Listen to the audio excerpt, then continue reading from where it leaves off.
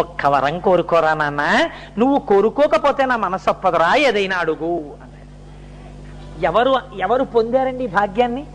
మార్కండేయుడు పొందాడు. 16 సంవత్సరాల పిల్లవాడు పొందితే పైకెత్తి నిలబెడితే 2 చేతులతో నమస్కారం చేస్తూ, ఎలా ఎవరికైనా ప్రత్యక్షమై మాట్లాడాడంతే.